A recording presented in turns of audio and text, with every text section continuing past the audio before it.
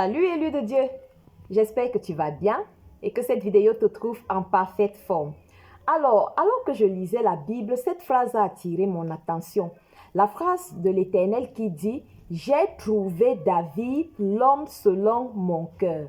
J'ai trouvé David, l'homme selon mon cœur. » Alors je me suis demandé, mais si l'Éternel a trouvé David, ça veut dire qu'il le cherchait. Si l'Éternel a trouvé David, s'il dit avoir trouvé David, ça veut dire qu'il le cherchait. Et comment Dieu peut chercher un homme alors que lui, il est omniscient, il sait tout. Il sait exactement là où chacun de nous se trouve.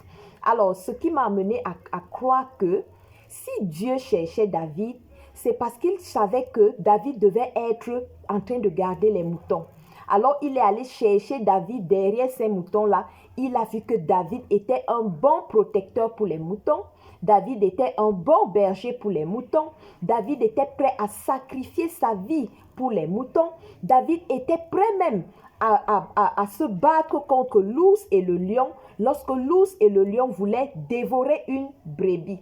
Alors Dieu l'a trouvé là à son poste, en train de garder les brebis fidèlement, en train de se sacrifier pour ces moutons-là.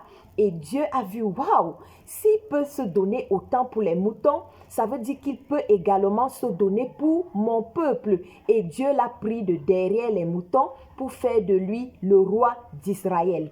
Qu'est-ce que cela nous apprend? Cela nous apprend que lorsque nous sommes appelés à faire quelque chose, que ce soit la tâche la plus ingrate, nous devons le faire de tout notre cœur.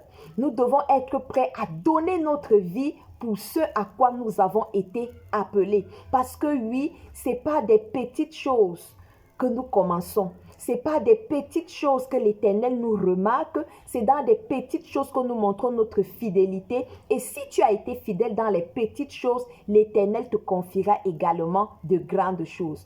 On ne commence pas par être grand.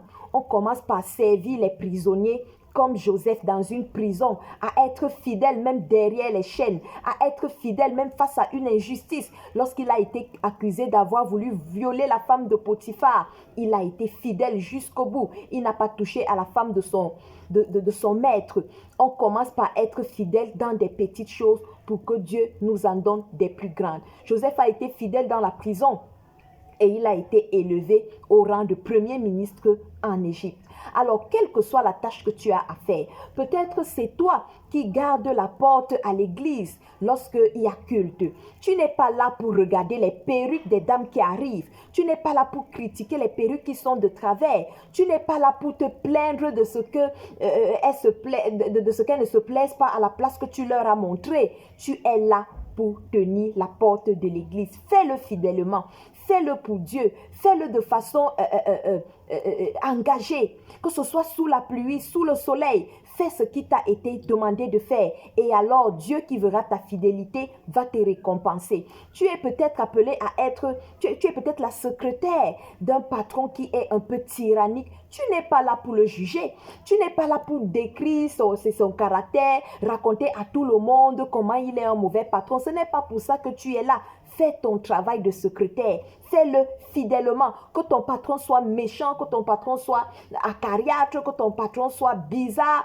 Tu n'es pas là pour le juger. Tu es là pour faire ton boulot de secrétaire. Fais-le fidèlement et l'Éternel va te relever. Quel que soit l'endroit où tu as été placé, que tu sois même balayeur de rue, balaye les rues comme si ta vie en dépendait. Même si tu es serveuse dans une maison, sers cette maison-là comme si c'était la tienne. Fais la propreté dans cette maison-là comme si c'était la tienne. Occupe-toi de ces enfants-là comme si c'était les tiens.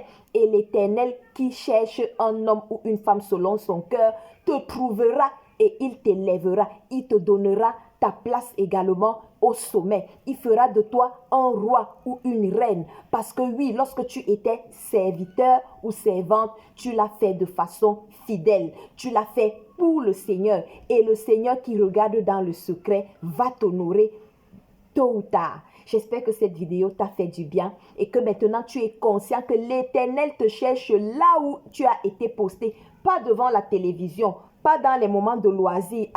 L'Éternel te cherche à ton poste, là où tu as été appelé, dans cette petite chose-là. Sois fidèle dans cette petite chose et l'Éternel t'en donnera de plus grandes choses. Shalom.